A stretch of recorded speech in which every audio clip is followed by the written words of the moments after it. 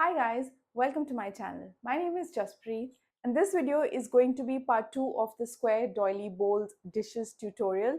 Today I'm going to show you how I glaze these bowls. I did some really fun glazing with all of them. Yes, there was underglaze at the back and some really wonderful fun glazing in the front. I think that's what made the whole difference. The other thing which I think really stood out for me and which I think actually added to the overall look of the pot was the fact that it was made with a darker clay body with white underglaze at the back and also with these bare rims. To me that was the most beautiful part. I think when I look at it with the gloss and everything, I think it looks wonderful because of the shape, and you have that very distinct transition from a matte dry clay to this really glossy surface. I think that's what kind of enhances the overall look is what I'm trying to say. So anyways, that's the project for today. Let's get started. All right, so here are our bisqued little, what are they called? They're like textured little napkins. They're so cute. Okay, now this clay right now after bisque firing looks really pink and so pretty. But my guess is it's going to turn this color, this brown color that you see. This is what it's going to turn out to be after glaze firing.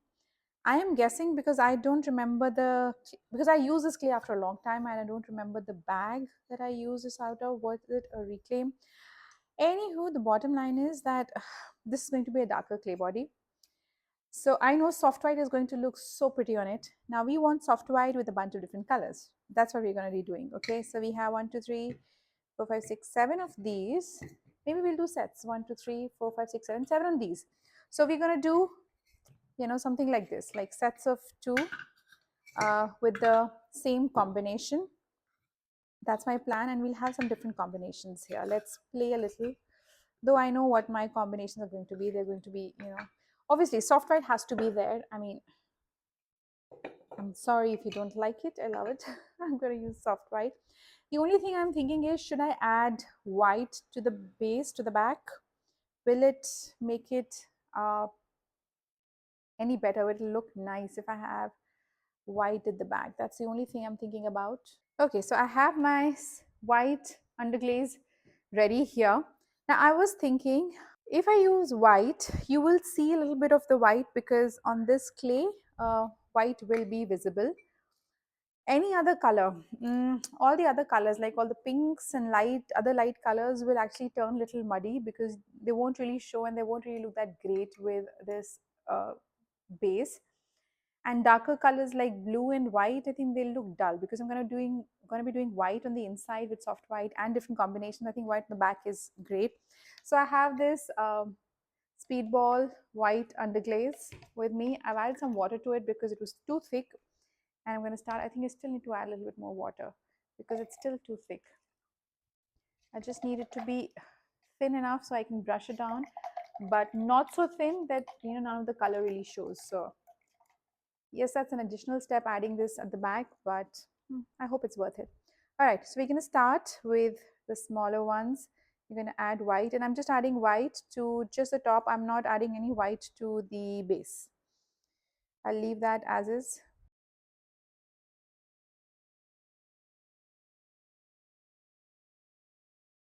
Oh, this is so pretty. Now I'm thinking I should do the whole thing. Ah, this is nice. I really love the doily texture, the one that I've used here. This looks lovely. I'm going to add white here.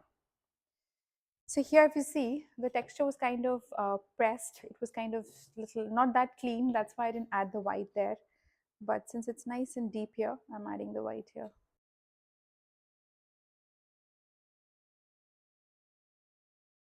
I think it's more effort avoiding the base rather than coloring it in. So let's just do it.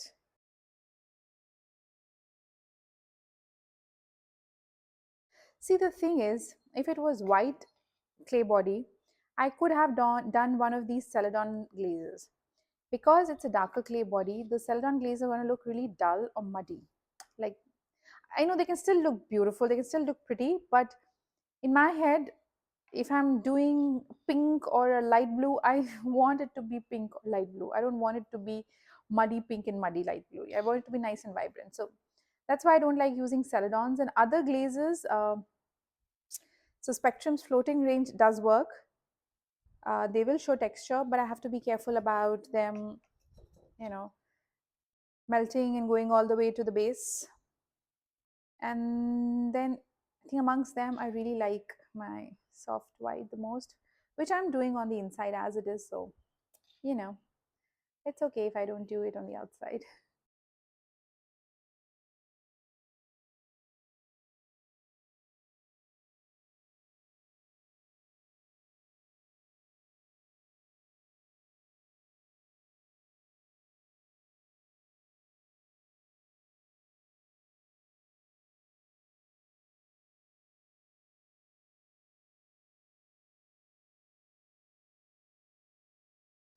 Okay, so all of them are done. Honestly, now that I'm looking at them, I think they look so pretty with the white at the back. Should I just leave it in? I think to get an even coat, I mean, I like the look of this. Oh, this is confusing. Let's start with this one first. Let's see, let's see. I'm gonna clean the base off. See, this looks pretty too. Okay, the thing is, if I leave it white, I might have to, if I have to leave it white, I will, I think, have to go with another layer of white just to have an even coat. I think might be patchy otherwise. I don't know for sure, but if that's your thing, try it and see how that looks. Uh, I am still thinking while I'm cleaning this off what I want to do. See, the thing is, because I want white on the inside, I wanted a little bit of contrast on the rim. I wanted the rim to be clean, to be the actual clay color. So that's why I'm a little confused if I should leave it or should I do it. How does this look? This looks nice, but compared to this, oh my god, I wish I was doing this live so I could get input on what I should be doing. I'm so confused. Okay, I'm gonna clean it off. Uh, Maybe leave some of them with that color. I'm thinking. Too many options is also not a good idea. Anyways, I'm just taking a damp sponge here and cleaning off the white underglaze, making sure the rims are clean too, because I want the rims bare, especially because of the kind, whatever I want to do on the inside. I want them to be nice and clean. So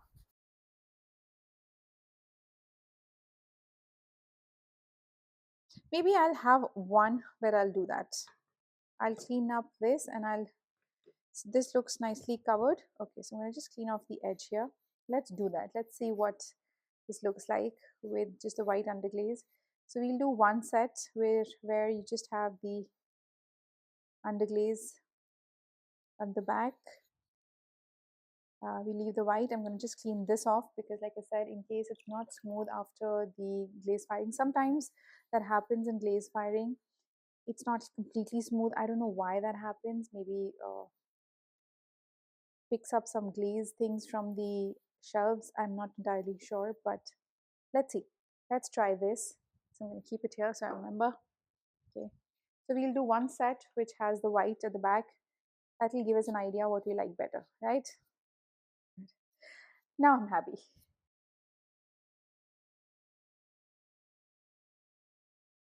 Okay, so all our bases are cleaned up now. It's time to play with some glazes. Now I have some ideas.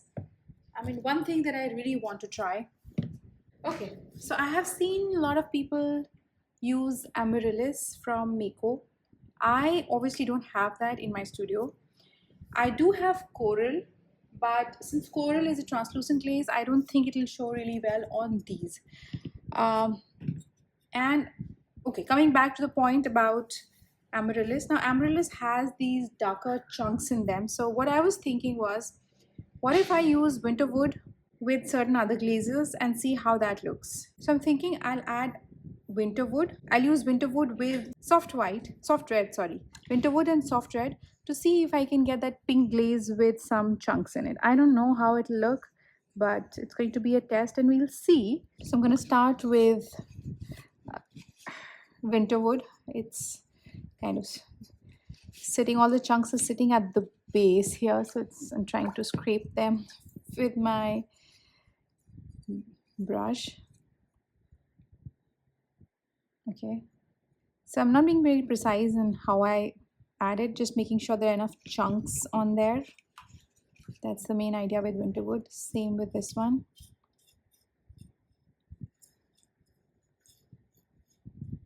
Because the base is, I think, mostly white, it just has these interesting chunks which kind of add that extra element. Now wait for it to dry first, then so add soft red. I'm going to do the same thing with soft aqua. So I'll add these chunks first and then add soft aqua on top and see how that looks. Okay, we're trying things. They could be complete disasters, but it's okay, we'll know. I'm going to play around a little bit.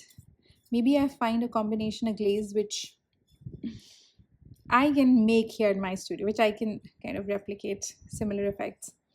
Okay, so that's winter wood done. I'm just doing one coat of winter wood.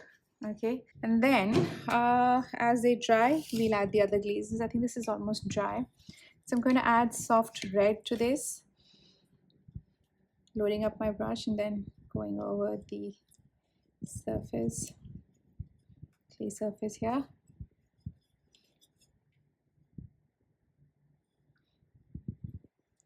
So this is one coat of soft red. We do the same here.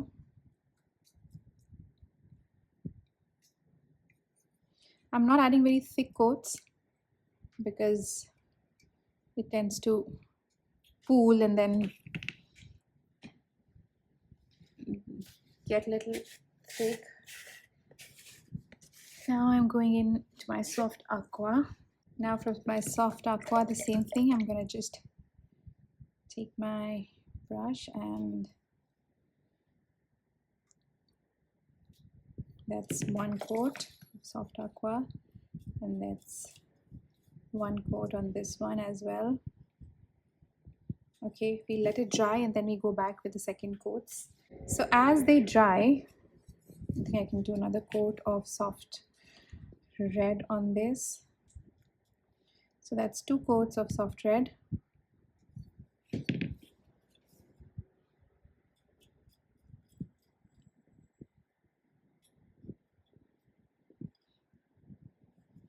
Done.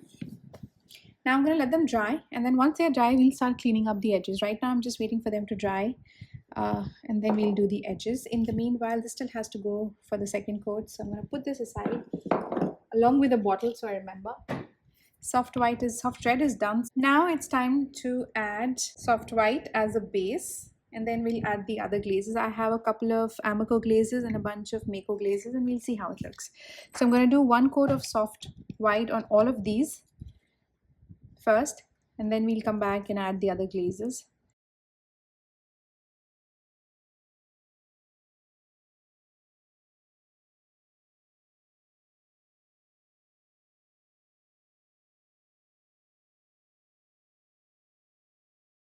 Okay, so all my soft white is done, one coat. Now I'm going to start working on the glazes one by one. Before we start with adding more glazes there, coming back to this one with soft red, I'm going to now clean up the edge. Like I said, I want the edge to show. So I'm going to take a clean sponge, damp sponge, and just go over the edges, making sure that they are nice and clean and they show.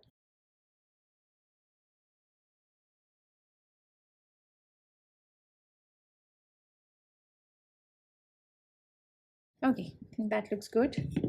Same with this one, and we're going to do this for all our pieces towards the end. Once we've glazed, added all our layers of glazes, then we're going to just do this.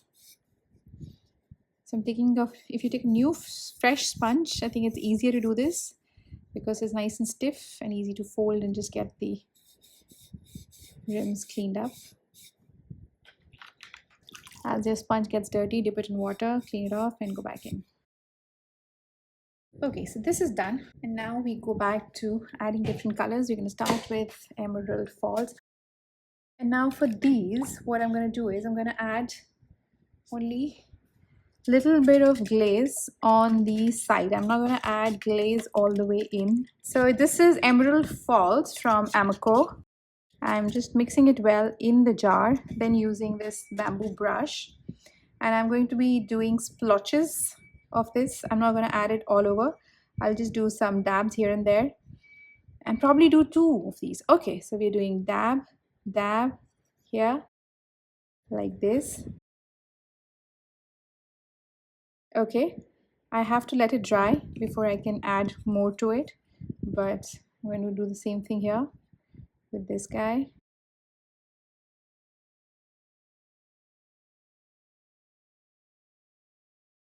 Okay, great.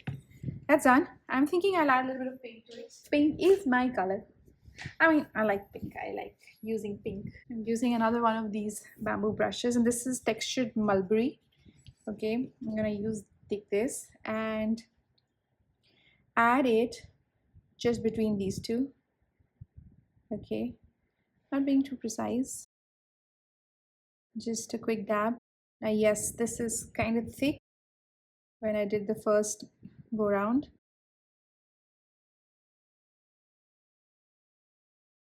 There you have it. Okay, doing the same thing over here. I'm just going over again to make sure that if there are any blobby things, they're kind of taken care of. All right, so this is textured mulberry and emerald falls. We've done 1 coat each. I have to wait for this to dry so I can add another coat. And then the 4th coat on top of all of this would be another coat of soft white. Okay, so that's done. Let's go to blue rutile and textured mulberry. See, these are just combinations that I am trying. You can try your own combinations. Idea is to have some fun. Okay, I have another one of these really long brushes because the others are all being used. I don't want to keep cleaning them up, so I have a bunch of these in the studio. Okay, so I'm going to take blue rutile and do the same thing again, starting at the dips here. Just add them.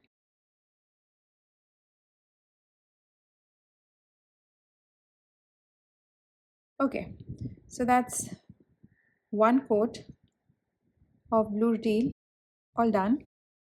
The bigger one, we come to the smaller one. So for these, use smaller brushes. Don't use your fan brush. It'll be a little tricky to control the flow of glaze, like how much you have to put. Coming back to textured mulberry.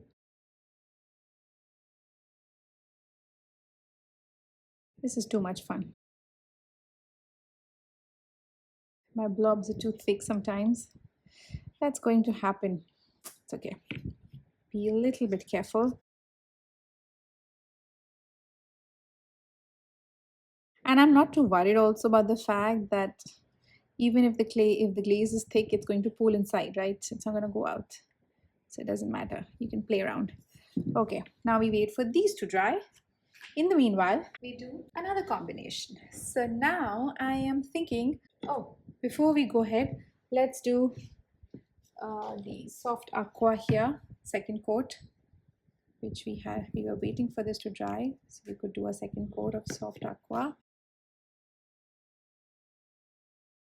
That is done. Okay, and while those are drying, I can take this and just start cleaning up the rims here.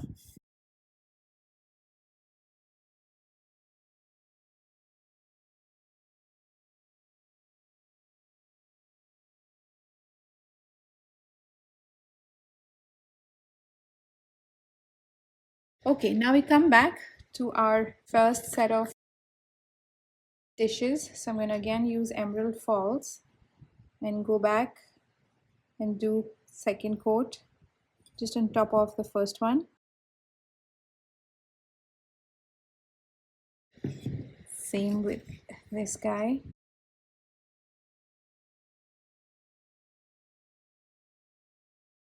Now this is done. We don't need Emerald Falls anymore. Then we come back to our textured mulberry and start adding it for our 2nd layer.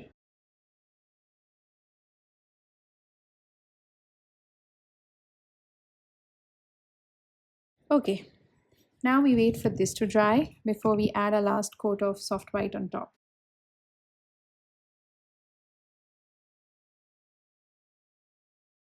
I'm going to do the same thing here, starting with my blue rutile.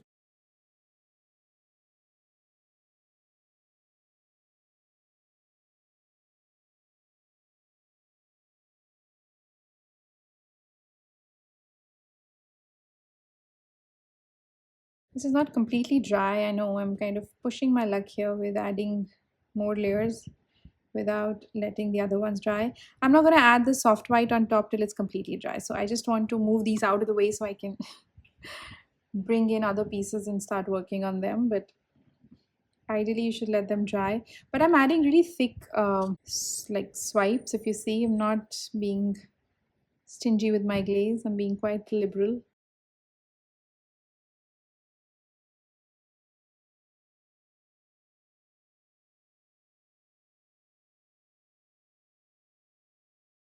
Next we are doing right, let's do Celadon bloom with a little bit of pink, which is textured mulberry. Now again, the same thing. I'm going to first mix up the glaze, make sure all the chunks and everything are out and up and around. All right, let's start with blooms in the four corners. You know what? I'm going to do this a little differently. I'm going to add this color here in the four corners. Okay. And then add textured mulberry here in the center.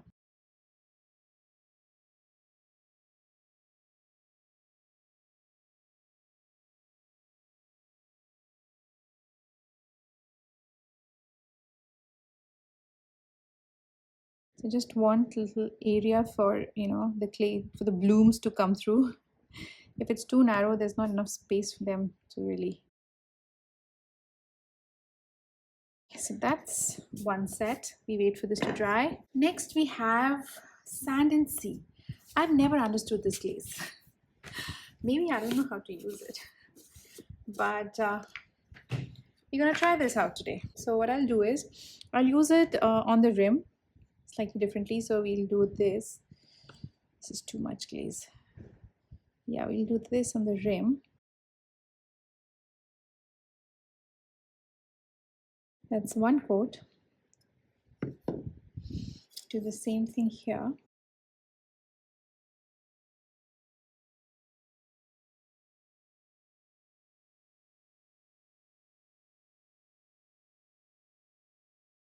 So I'm thinking I'll probably drop in a little bit of textured mulberry in certain areas just to add a little bit of happy to this sad glaze.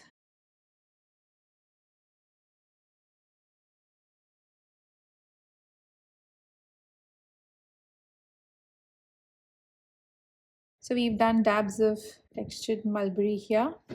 Now on to our last one. Again, another one of those weird glazes. This is Aurora Green. It looks so pretty here, but when you actually use it, it's just kind of, not kind, it's definitely weird. And this also, I think I'm going to be using a little liberally on the sides. Okay, we're gonna do this.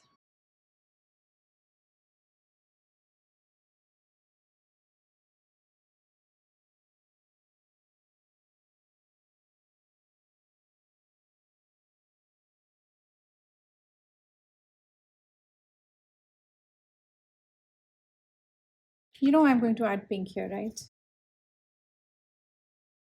Not much. I'm going to do a little bit.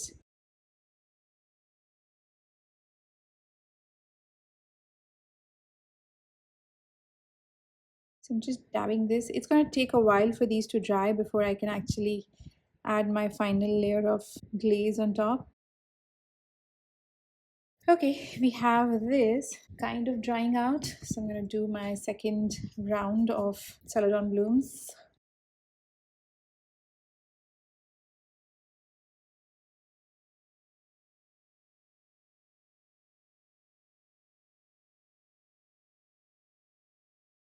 Second coat.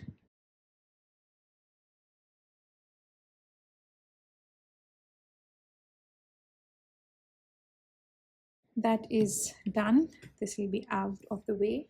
Okay, rest of the glazes are still drying, so I'm going to wait for them before I go on and add my second coat and make sure that I place these boxes close. Okay, now that these guys have had some time to dry, I'm going to go in with my second coat and just mixing the glaze well in the jar before applying it. I am doing quite thick coats just in the hope of that drippy effect.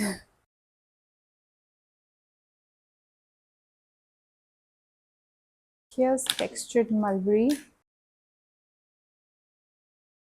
So after this, I'm going to do one coat of soft white. Uh, because this is going to take a while to dry completely, I'm not sure if I'll be able to record that part of the process. But basically, once this dries, I go over with one coat of soft white and then clean off all the rims. And then we fire to cone 5-6 and you'll see what the final result looks like.